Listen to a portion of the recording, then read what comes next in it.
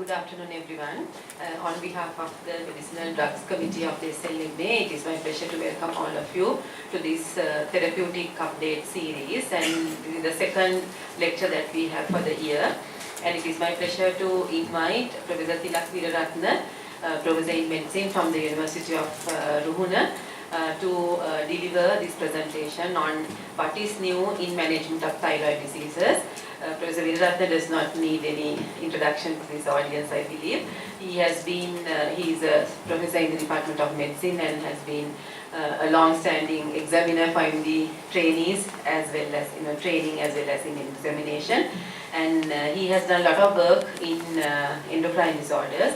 So I happened to listen to him speaking about thyroid disorders in pregnancy, and then I thought we should get him to talk on general thyroid disorders management as a therapeutic update. So over to you, Tilak, to give his presentation.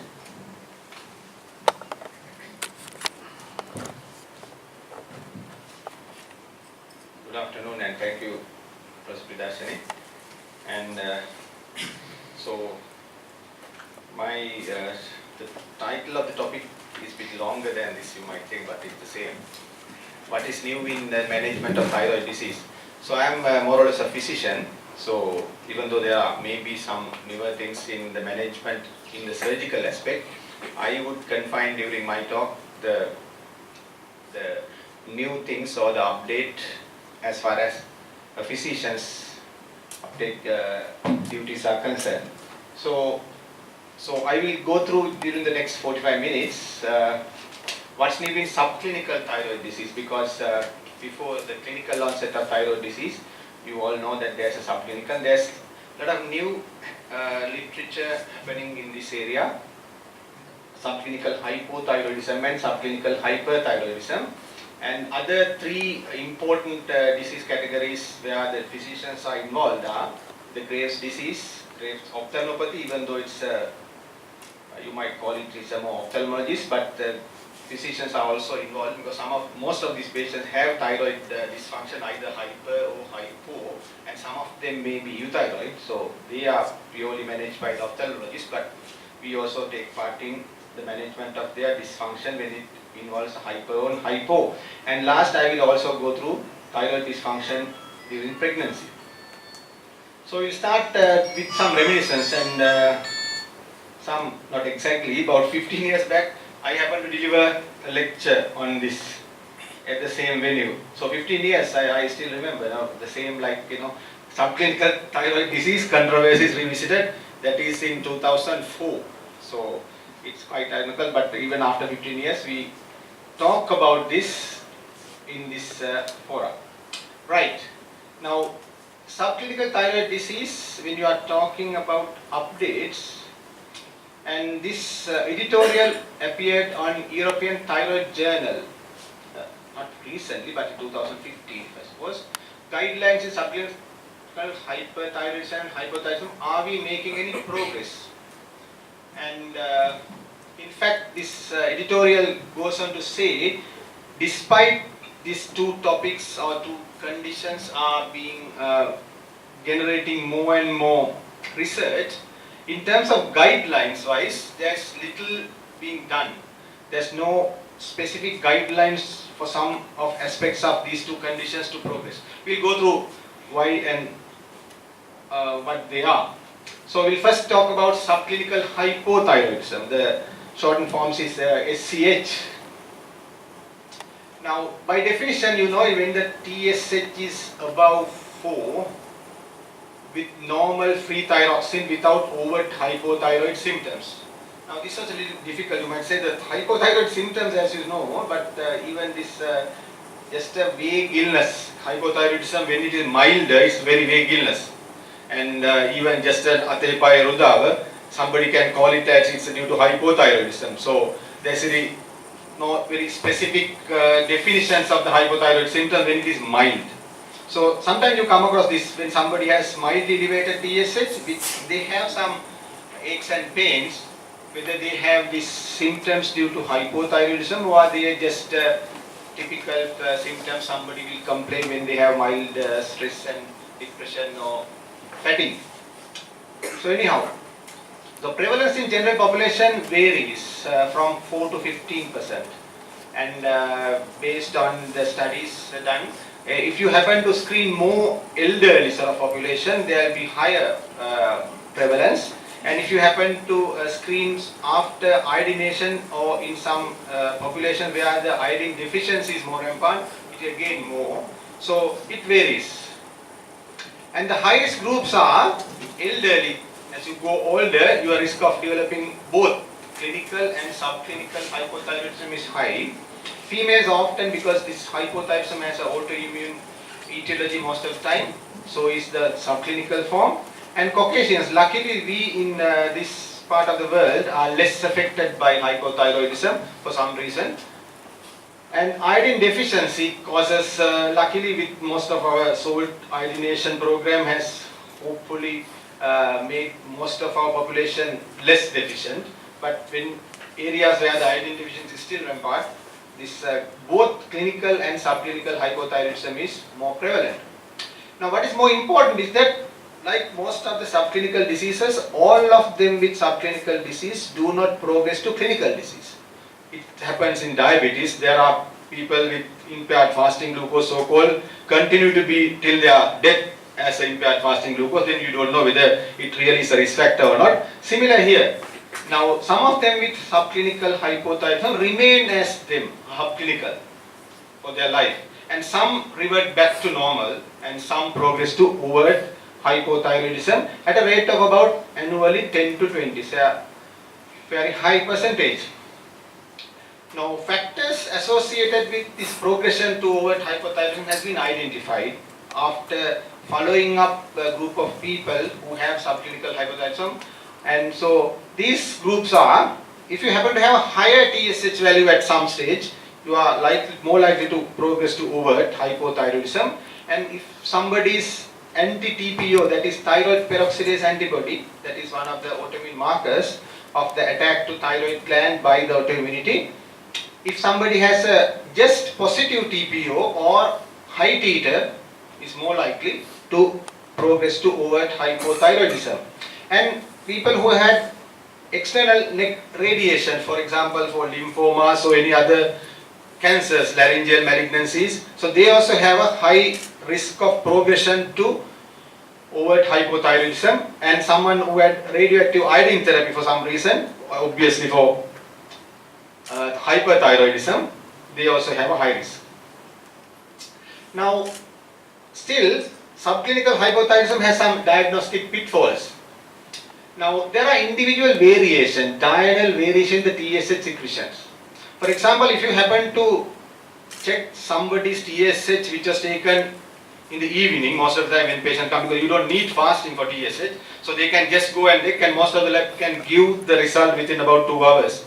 So you can get them to come and show me the report now itself before I leave the clinic perhaps. So that can happen, but somebody might do it in the repeat test in the morning.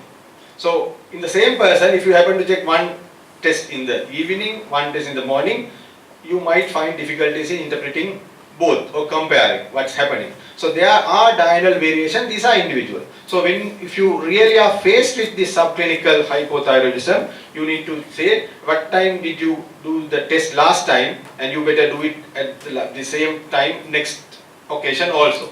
Otherwise you might again come across with difficulty in interpreting this. As the same wider physiological range in the elderly, because elderly, nobody knows what really the physical range. Now you know, normal physiological range of TSH is 0.4 to 4. You forget about the units, it's MIU per ml, but 0.4 to 4 is the normal physiological range. Even the third year medical student knows that 0.4 to 4 is the TSH normal. But in the elderly, it goes to 0.4 to 7. So it's in some.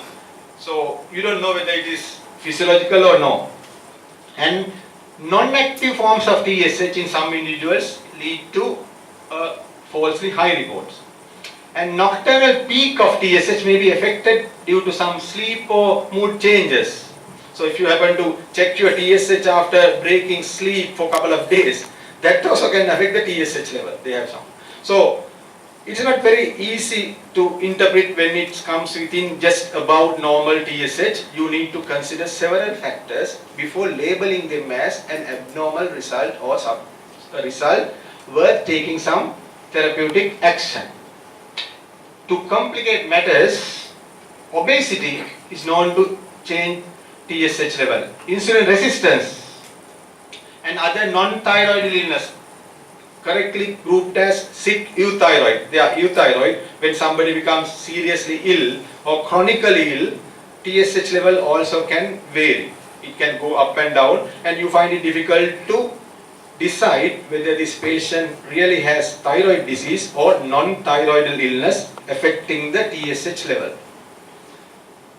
So therefore, if somebody finds an initial raised TSH with normal FT4 without overt symptoms of hypothyroidism, obviously, it should be investigated with a repeat measurement of both TSH and FT4 along with thyroid peroxidase antibodies, preferably after 2 to 3 months interval, keeping in mind the precaution that I have mentioned here. You check it at the same time of the day and check not probably after breaking sleep or couple of days. You need to consider all these aspects when you are repeating. Otherwise, if you happen to repeat it in a different sort of scenario, you might again come across the situation where you can't take a decision. So before this diagnosis is firmly made, you need to give consideration to several factors when you are dealing with an abnormal, slightly raised TSH level in a otherwise asymptomatic patient. So this is the something that you need to remember before the diagnosis of SCHs is made. So once you find and when you are sure in a repeat test that his or her TSH is above 4 but not having overt hypothyroidism, should we treat him? That's the next issue. Because the moment now most of these reports, of course, they have this starring. The labs have the good or bad habit of putting stars.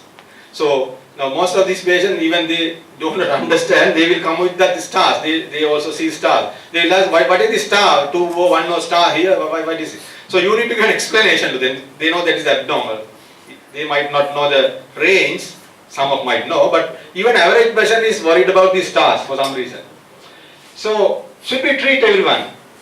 Unfortunately, there are no large-scale multi-center prospective randomized trials to decide 1A or what in scientific terms in real 1A evidence. They are not prospective. There are few trials where about 150 individuals and different settings are involved, but even having pulled them together, you find it difficult to get into one meta-analysis because of their diverse populations, different times of checking TSH, lots of other things.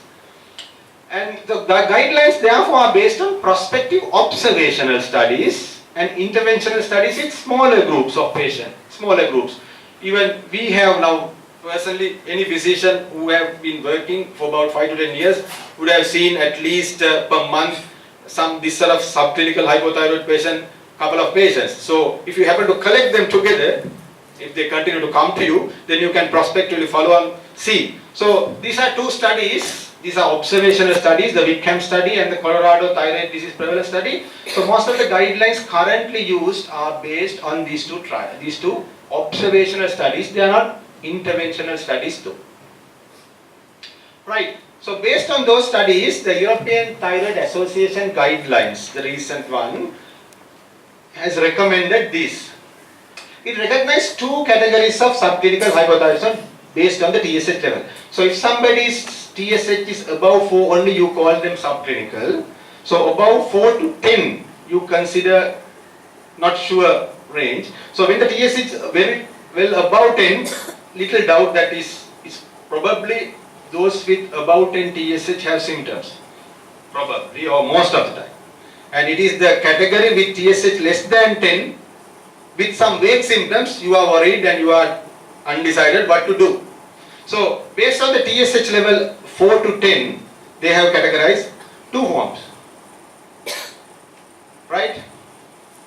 So, they recommend thyroxine for subclinical hypothyroidism if somebody is either pregnant or planning pregnancy or subfertility with a positive thyroid peroxidase antibodies, you have to consider. So that is class 1A. So even as a physician, I personally have situations where some of these subfertile or difficult to conceive women come to you with all sorts of things, and you just happen to check not only TSH, TPO, and you find that TPO is high and the TSH is borderline high, and you put them on thyroxine, and you are delighted more than the patient or the mother that the patient has conceived sometime later. So that happens. So it is advisable to treat women who finds it difficult to conceive with subclinical hypothyroidism who are TPO positive, whatever the T. No harm done with thyroxine even before conception or even pregnancy.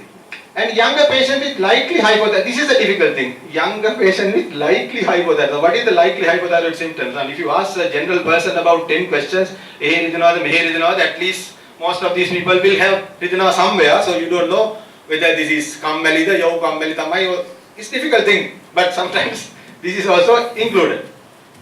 Persistent subclinical following hemithyroidectomy, that this category also we come across. Now some of these patients who now thyroidectomies are done at a rate by surgeons, mind you, and even the BMJ has said one of the so-called frequently done unnecessary surgeons next to cholecystectomies is a thyroidectomy. In this country, I think with the introduction of laparoscopic cholecystectomy, it is also very high, but luckily there is no laparoscopy type of thyroidectomy so far, but thyroidectomies are also done for each and every, mostly for cosmetics, mostly because of somebody has a relative who has had a thyroid cancer, even a slightest enlargement, they go to a surgeon and surgeon is very happy to take it out. But having taken part of thyroid out, and when they have subclinical hypothyroidism, that category also would benefit by treatment with thyroxine. And diffusonodular, again very difficult thing in my personal opinion, diffusonodular with subclinical hypothyroidism should treat, but you could rather observe.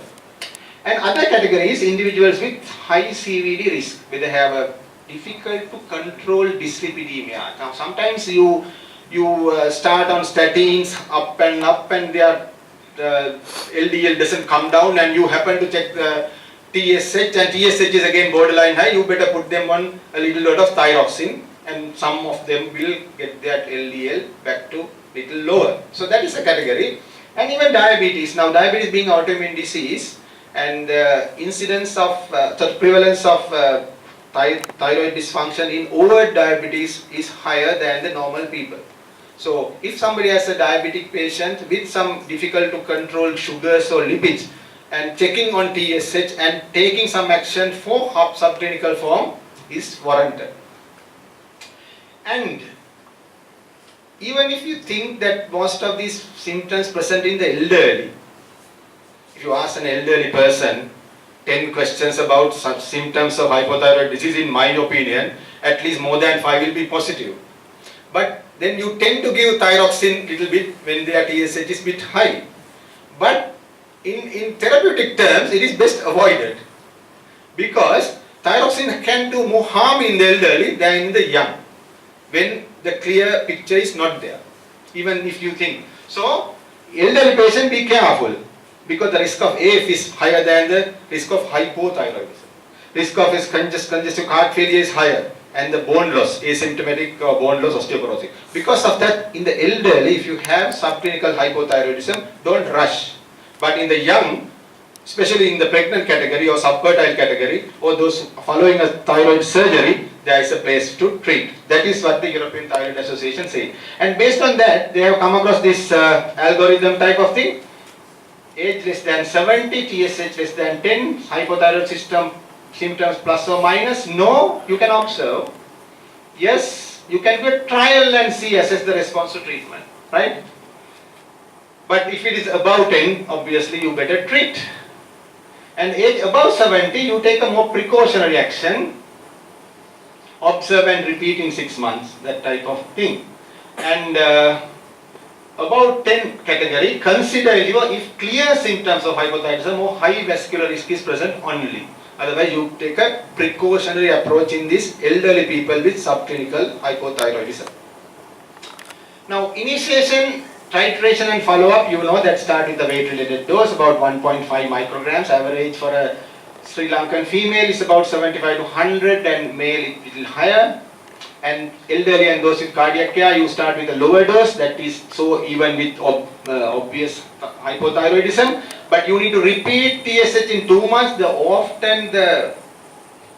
Some of the things that report that we referred back to us is that TSH is repeated 2 weeks later after commencing thyroxine. This is common thing. Nothing happened to TSH. 2 weeks later if you happen, so it's a waste of money for a patient. So you need to wait at least 6 to 8 weeks to the TSH to be suppressed. That is not new, it is a common sense. TSH suppression needs some time.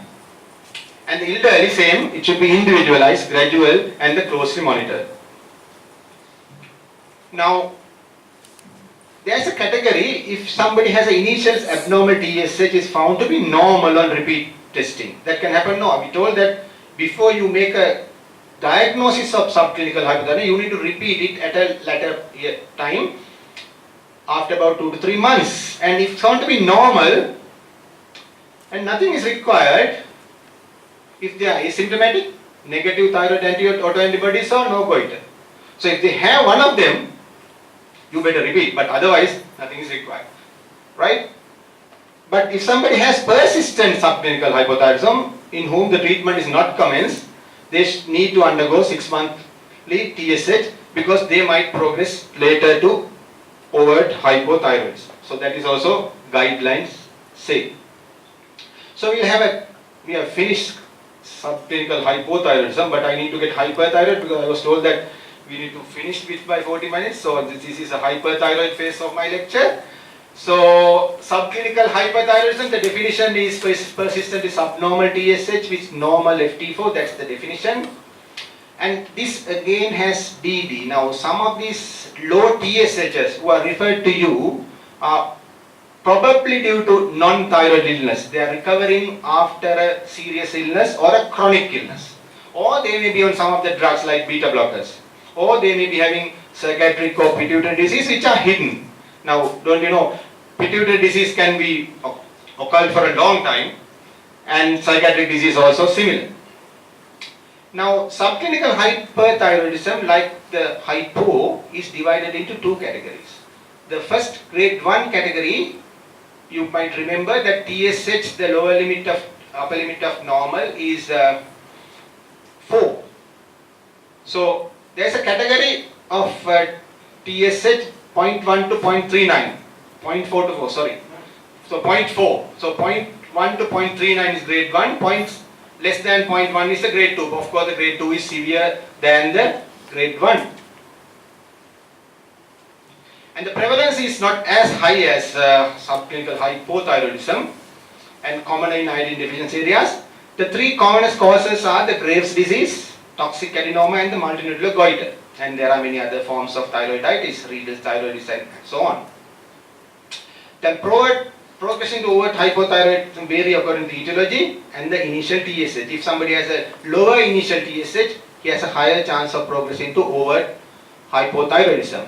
Why we are worried about hyperthyroidism when it is subclinical is that the 3 important diseases, atrial fibrillation, which is related to so many other cerebrovascular and heart failure and embolic phenomena, congestive heart failure, which is higher among the elderly, and osteoporosis, also a silent disease. So all these 3 are commoner in people with subclinical hyperthyroidism.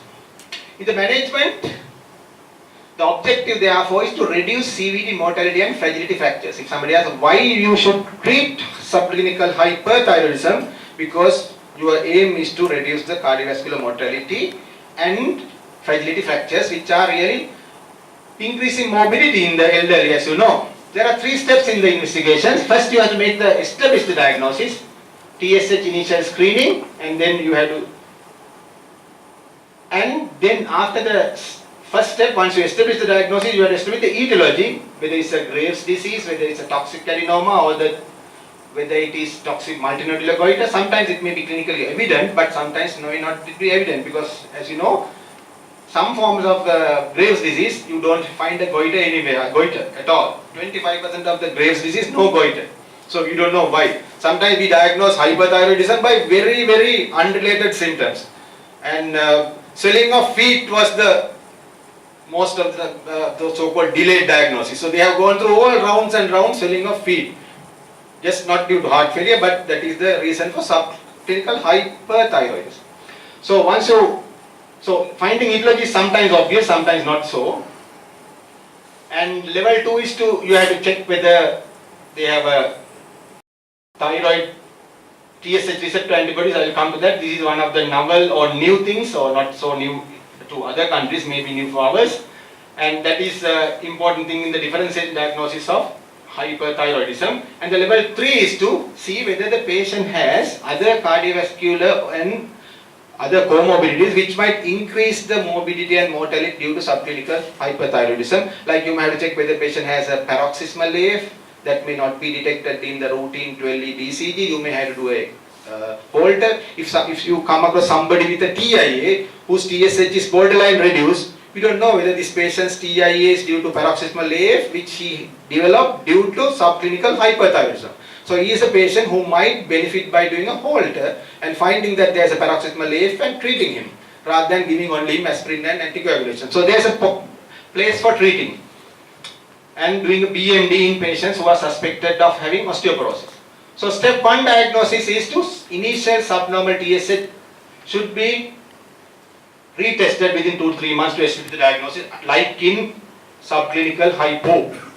And grade the severity according to TSH, grade 1 and grade 2, which I have already dealt with. After doing that, you have to do if the obvious diagnosis is not there, Graves' disease with all the obvious eye signs, you don't have to do any of these things. It's a Graves' disease with ophthalmopathy. With a large multinodular goiter, you don't have to do anything rather than wasting money. It's due to multinodular goiter. But sometimes you find difficult where this thyroxine is coming from. There you may have to do ultrasound scan, CT neck and all sorts of things. Of course, we rarely do thyroid uptake in these sort of situations except in thyroiditis where the diagnosis is, we need to make the diagnosis thyroiditis and the other autoimmune forms.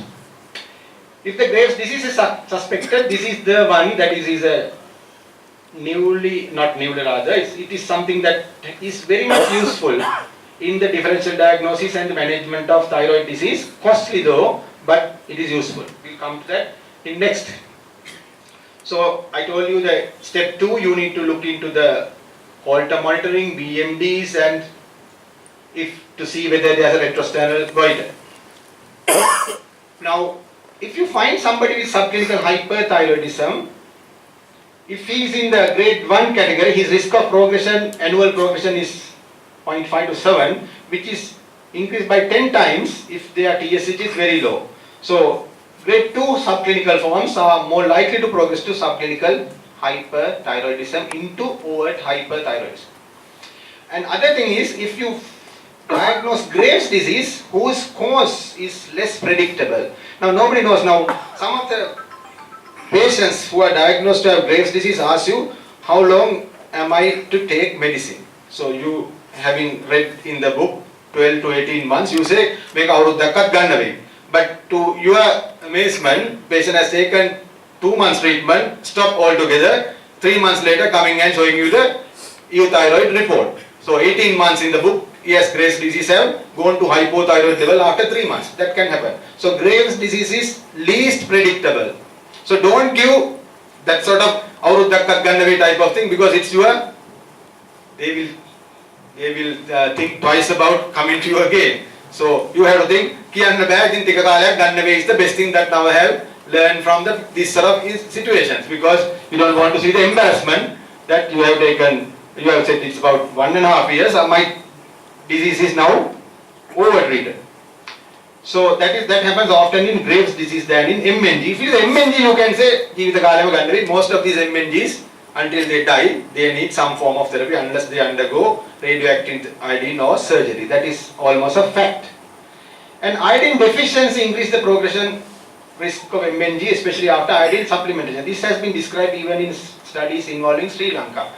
When the iodination of salt was started some decades ago, the risk, the TPO positivity overt hyperthyroidism has been found to be increased in those communities. It is due to the effects of iodine take up by the thyroid gland, and it also induces damage by increased take, even if not radioiodine, just iodine also increase uptake in deficient situations can do this, and there's a name given also in the epidemiology.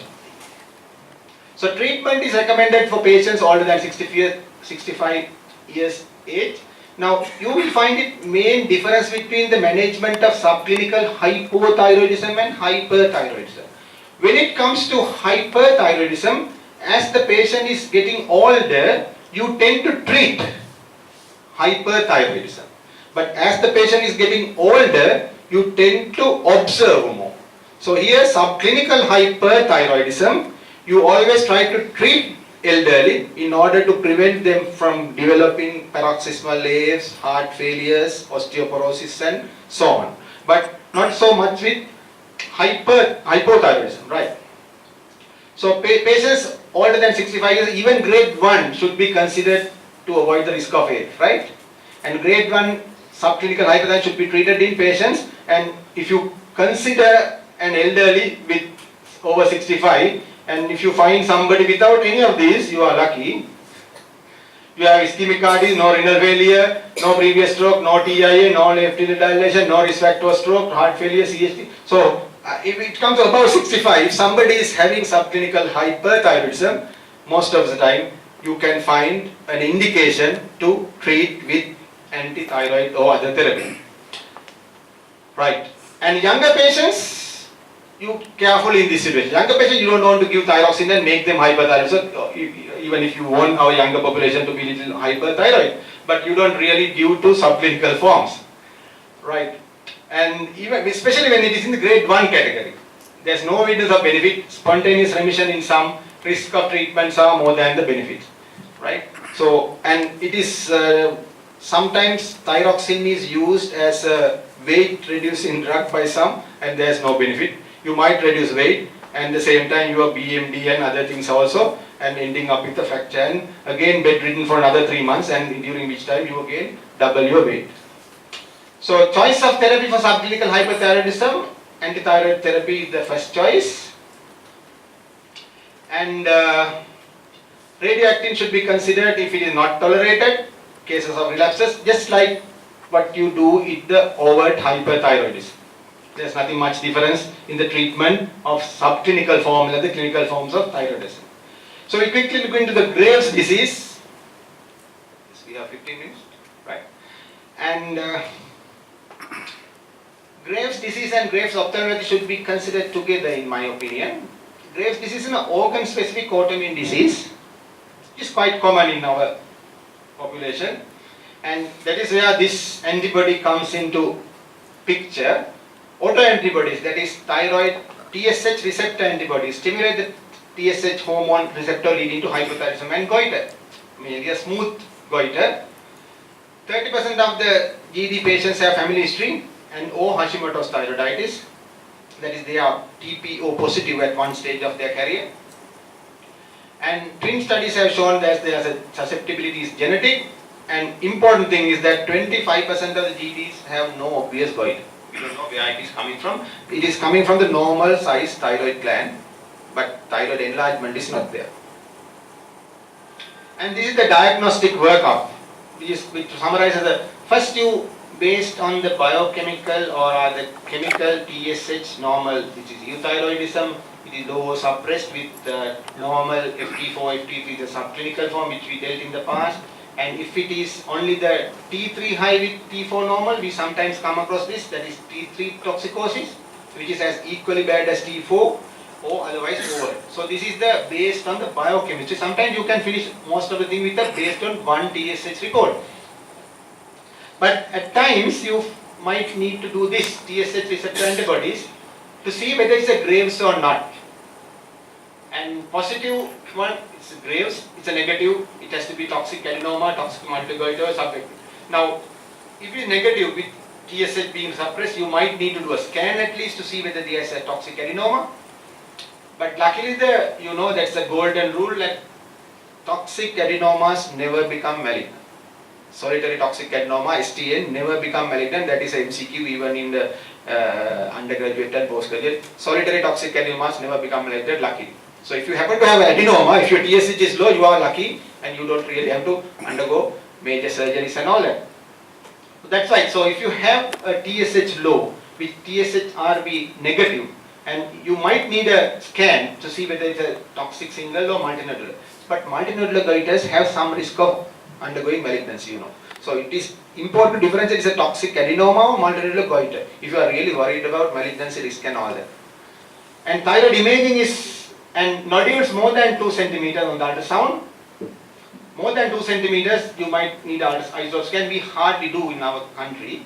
But most of the time what happens when the modules do more than 2 centimeters, surgeons go and chop it out. So no more investigations. So we come to this important investigation of TSH receptor antibodies, the clinical utility. It's a specific biomarker for Graves' disease. It's a highly sensitive biomarker for extrathyroidal manifestation. More important is extrathyroidal. If somebody has TSH receptor antibodies in the Graves' disease, he is more likely to develop Graves' ophthalmopathy, pretibial myxedema, and there are other manifestations, etc., thyroid rectopathy and so on and so forth. So they are more likely to develop extrathyroidal manifestations of Graves' disease. And studies in the other countries have shown that early utilization of TSH antibodies, diagnostic algorithm convert shortened time to diagnose and the cost saving. Well, you might ask the cost saving, it is the same in our country. I just checked how much it costs for a TSH value. It's about 9,000 rupees per TSH receptor antibodies. But you might still consider it rather than getting the TSH receptor antibodies. It is positive and you know it's a Graves' disease. If it is negative, you know it's rather than waiting. So 9,000 rupees it costs in Sri Lankan. It's not done in hospital setup. And we'll come to it's useful in predicting neonatal hypothyroidism in Graves' disease complicating pregnancy. It has specific situation. I will come to that when we deal with pregnancy. And imaging in our country, it's the US scan that is often done. We don't do other, except in the facilities available places like in Weerarathna perhaps, and in CIM Maharagama. But imaging for the hyperthyroidism or Graves' disease, other than ultrasound scan, we hardly proceed. So management, newly diagnosed GD should be treated with antithyroid drugs, mainly the carbamazole. It is a very cheap drug. And radioactive iodine thyroidectomy is considered for patients who prefer this approach. And the first starting drug, the drug of choice is a carbamazole, except for pregnants. In the first trimester, you think about propylthiouracil. And you know that conventionally it is called after about 12 to 18 months, the disease subsides in most of the patients with treatment. But it is recommended that you check repeat TSH receptor antibodies after about 12 months of therapy, and if the antibodies are still high, you better continue antithyroid medications for further 12 months. And sometimes we come across this problem of how long to continue. I personally have about 5 to 6 patients who have been continuing carbimazole for more than 10 years for Graves' disease. The moment they stop it, they relapse after 3 months. The patients themselves know what's happening, so they come with TSH report themselves. So if you really want to predict and tell, don't stop, you better continue. You need to do a TSH receptor antibodies and show that the titers are still high. You have to convince the patient you can't stop or tail out. You have to continue for another 12 months. Otherwise what happens is they will go into hypothyroid phase. All of a sudden they again come back with a hyperthyroidism. If they are unlucky enough during that phase, they might develop a AF and go into heart failure and develop their osteoporosis and all that. So those are the risks. So this is what I mentioned. Persistently high TSH antibody 12 months, need to continue further or opt for radioactive iodine or surgery. Now, this happens in the medical students and all that. Do we need to really do a screening white cell count at every clinic visit? No. Then that is an additional test and additional visit to the lab and all that. You don't need to, because as you know, it's an idiosyncratic reaction. Unless the patient has some pharyngitis, all your function derangement or with a jaundice or so, you don't have to screen like what we do before giving other cytotoxic drugs. We don't have to screen at every clinic visits. And this practice is done like for a overt hyperthyroid patients. Relapses are treated either with radioactive iodine or surgery. So this summarizes all what I mentioned. Untreated Graves' disease. First line is carbimazole, and the children you need to give a little longer diuretic course. And if they are intolerant, you might consider one of these, but not in children. And if somebody decides on personal grounds to go for other treatment, they may proceed. But if they are persistent, with TSHS antibodies high, you can go for either radioactive iodine or continue antithyroid drugs. And after relapse, probably manage with surgery or radioactive iodine. So we'll quickly go into the Graves' ophthalmopathy. Its prevalence is overall 20% of the Graves' disease. So every fifth patient with Graves' disease have some form of eye signs. Moderate to severe in about 5 to 8, and more common among females. And surveys have revealed reduced quality of life. Now we are worried about a young female coming with this proptosis and all that. It is so embarrassing. And so their quality of life goes down like nothing. We don't really, we might just give them specs just to conceal the appearance, but the appearance and the public reactions, people are worried about how you look like when it happens to girls in this age. So their quality of life goes down markedly. But we rarely pay attention to this Graves' ophthalmopathy much. And everybody asking what's happened to your eyes and all that. So the first step is to categorize into active and inactive forms. We'll come to that. And there are clinical scoring systems, so clinical activity scores. And based on that, if you think it's an active Graves' ophthalmopathy, you have to then think about mild, moderate or severe. Then only you take action.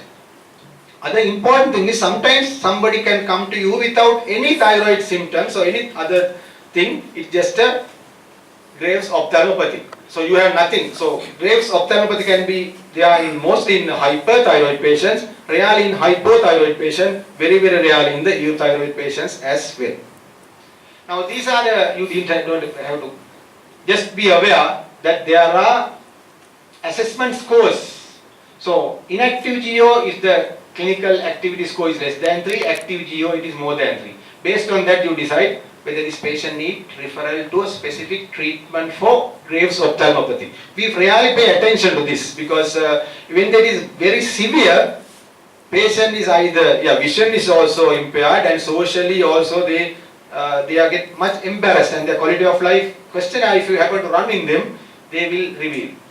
And to assess the severity of the GO, there are again some, the mnemonics, no specs, if you see the first letters, no specs, no signs, only signs, soft tissue involvement, proptosis, extracellular involvement, corneal involvement, sightless. So no specs, if you go down, there are severe form of Graves' ophthalmopathy, and there's another word called European Guidelines of Management of Graves' ophthalmopathy. They also categorize into mild, moderate and slight therapy. So based on that you have to take a decision whether this patient need just local therapy, need some other specific therapy. So what the specific therapy? Smoking has some unknown very strong association with Graves' ophthalmopathy. Luckily our females don't smoke, so therefore females, although they are the ones who develop Graves' ophthalmopathy, our females don't smoke in public much. And so it's high prevalence among smokers, severe form in the smokers, worse outcomes in smokers, delays response to therapy. So smoking has been the very poor alongside friend with Graves' ophthalmopathy. So oral prednisolone prophylaxis is given for radioiodine treated patients. Radioiodine is known to worsen ophthalmopathy. Luckily our use of radioiodine is less because of the lack of accessment. It's very expensive in the private sector, more than 200,000 the first dose, second dose also often needed. That also comes to 1,000 to $500,000 rupees, and very few people can bust for their thyroid. So therefore, we don't see much of the radioiodine induced or worsened Graves' ophthalmopathy, but in countries where it is frequently done as the first line therapy, it is a problem. So they are suffering due to their being rich. So patient with inactive GO can safely receive radioiodine without steroid cover, as long as hypothyroidism is avoided. Right. So this again is a flow chart. All patients with GO should have euthyroid restored, smoking cessation, local measures like artificial tears for their gritty eyes. Refer to eye specialist to go through whether they have a corneal damage and so on. And depending on the mild, moderate and severe, you go on. And I am not going to go through all the aspects, just to be aware that IV glucocorticoid is the first choice in the moderate to severe form in the active, right? And inactive form can go into rehabilitative surgery, because even though the corneal damage and irritation is not there, just the appearance is really embarrassing for the affected patient. The slight threatening ones again need surgery and the prompt early decompression. Not only that, moderate to severe ones who do not respond to or partially respond to steroids, glucocorticoid, that is the methylprednisolone, need more advanced form of immunosuppression in the form of cyclosporine or monoclonal antibodies. So there are patients who might need to save their eyes, even advanced immunosuppression therapy. So quickly we'll go through in the last 5 minutes the TSH during the thyroid disease in pregnancy. We'll have to first consider during pregnancy there are TSH ranges are different, normal. The normal, as I mentioned earlier, it is 0.4 to 4. But here with this pregnancy, the trimester based TSH normal, so 0.4 to 4 no longer applies in pregnancy, and each trimester there are trimester specific TSH ranges. And subclinical hypothyroidism I have dealt in some parts, but it is the most prevalent thyroid dysfunction in pregnancy, and defined not as the 0.4 to 10, 0.25 to 10, right? In the non-pregnant it is 0.4 to 10, not 0.4, 4 to 10 is a 2.5. If somebody has a TSH of 3 during pregnancy, it's considered as subclinical hypothyroidism. So if he is TPO positive, he might even need thyroxine, which in non-pregnant stage does not need. Now this is a study where they have shown that increased miscarriages and preterm deliveries are common among subclinical hypothyroid patients who are TPO positive only, TPO positive with thyroxine treatment, and how they differ. They show the benefit of thyroxine therapy in patients with subclinical hypothyroidism and pregnancy. So how to treat? Thyroxine recommended when the TSH is just above 2.5, not above 4. And considered when it is considered, now this is recommended, this is the level 1 according to you, this is considered. If you think that the patient might benefit, you can give it a course and see, because when it comes to subverting, I think you try some of these, most of the armamentarium you have. But patients with SCH have a lower dose of thyroxine than overt hypothyroidism. And screen for TPO antibodies, extant women in submission. That is also, now universal screening of every pregnant woman with TSH is not recommended even worldwide. But you happen to screen with TSH in a specific group, subfertile, difficult to conceive, family history of thyroid disease, miscarriages and so on. Right. If somebody has overt hypothyroidism during pregnancy, again not by TSH above 4, above 2.5, with FT4 normal or low, right? Not in subclinical, it is not normal, it is normal. Or TSH above 10. So you start with thyroxine, repeat TSH like in any other overt hypothyroidism. Important things to remember is to avoid, take iron and calcium tablet as a separate time of the day. You know that thyroxine is given in the empty stomach, and these tablets can be taken after dinner or before dinner, or rather like that. And pre-existing hypothyroidism mother with pregnancy, if somebody has pre-existing hypothyroidism mother, you have to check TSH as soon as possible. If TSH within trimester specific range, continue the same dose. If the TSH is above the trimester specific range, you have to increase the dose like this. So there are formulas to increase the dose. Postpartum care of hypothyroid mother, you have to check TSH 6 weeks after partus. Thyroxine ref during pregnancy, more switch to pre-pregnancy thyroxine level. And now in Sri Lanka, TSH testing in neonates is a universal. So quickly go through hyperthyroidism during pregnancy, and it is shown that it increases both maternal and fetal outcomes adversely. And one important differential diagnosis of hyperthyroidism or the Graves' disease during pregnancy, and there's a condition called gestational thyrotoxicosis. We know that most of the trophoblastic disease have a subunit which sometimes behave like TSH. Trophoblastic disease and even your gonadal trophoblast. So they have a subunit which acts like TSH and cause stimulation. So they can have symptoms during pre-pregnancy and they can during pregnancy, and they have more vomiting because these gestational hormones cause more vomiting. They act on the center, vomiting center. That is why you get this hyperemesis. But luckily you can differentiate the two because you have this TSH receptor antibodies is negative in gestational disease, whereas in Graves' disease is positive. Because this is a so-called self-limiting condition, whereas Graves' disease you need to intervene and treat. That is the importance of differentiating the two if a pregnant has low TSH. So I will quickly go through and go into summary because of my last 5 minutes. And summary and take home. I have selected 2 messages each for you to take home. When it comes to subclinical hypothyroidism, if you remember at least these 2 points.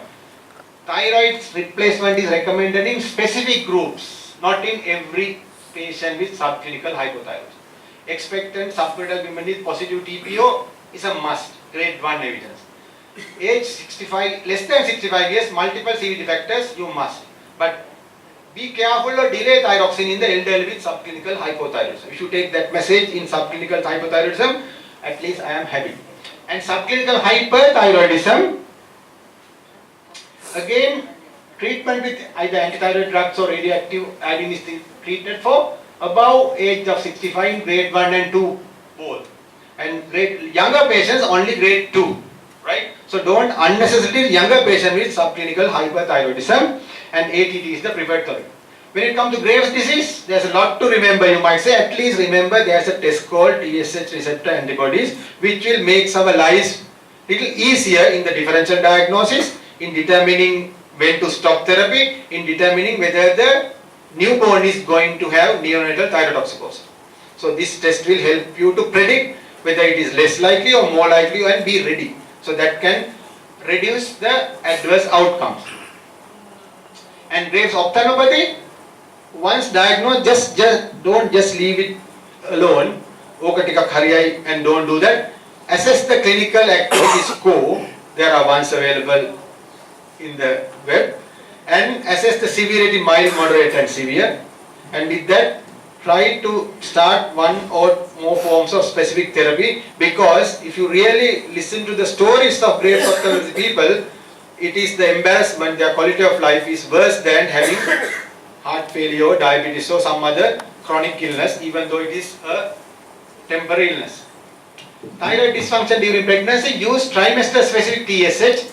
Remember, the TSH range during pregnancy is not 0.4 to 4, it is upper limit is reduced to 2.5.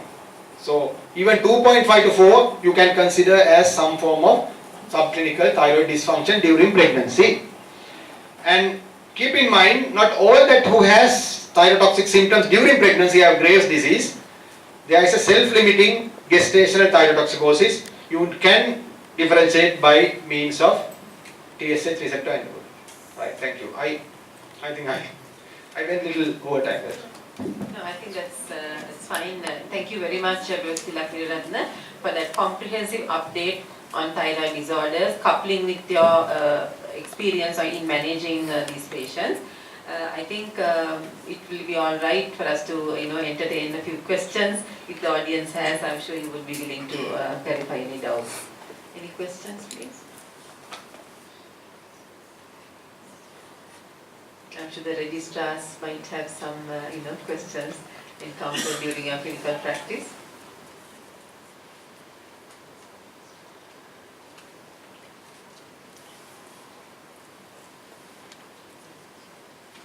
Well, for the benefit of the audience, I think I was asking you a question, before we started. That is, we see sometimes these patients with, particularly hypothyroidism, who are and even hyper, who are having receptor antibodies, subsequently developing autoimmune disorders. right? They initially start with hypothyroidism and later develop, like autoimmune, like SLE or rheumatoid arthritis or, even ITP and so on. So I was asking whether there is any place for corticosteroids because the patient is having antibodies. You can't do anything now for the destroyed thyroid gland, but whether there is a place for prevention of further progression to autoimmune diseases. So maybe for the benefit of the audience. Yes, this practice we also see. This is like having seen low platelet count before the onset of SLE. In some we just diagnose ITP and sometime later we find it's a full-blown SLE after a couple of years. So similarly. TPO positive when you check for something later becoming SLE. So it's the same mechanism, same phenomenon.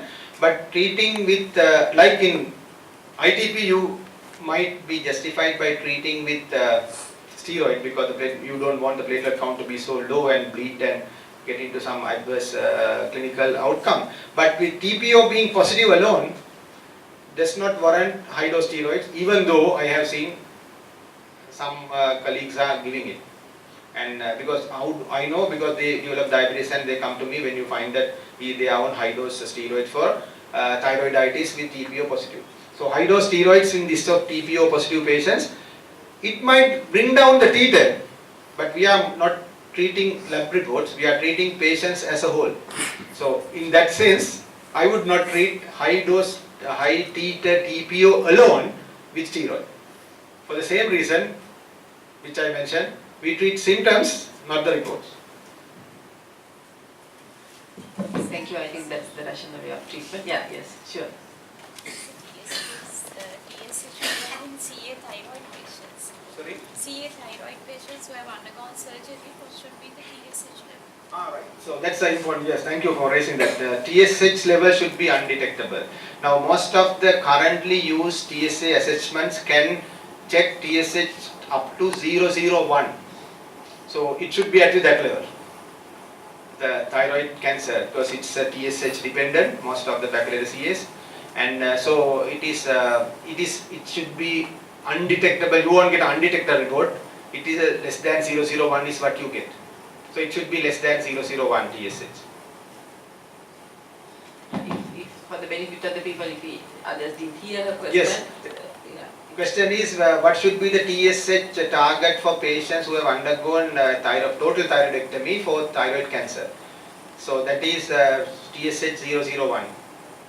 And there are other markers also. Surgeons do thyroglobulin, antithyroid globulin antibodies. They also check, that is also better marker, thyroglobulin antibodies. Thyroglobulin levels the surgeons check. And there are other specific markers for different histological types also. Yes, in lifelong, and if they develop osteoporosis, it's better to treat osteoporosis with something rather than reducing the dose and.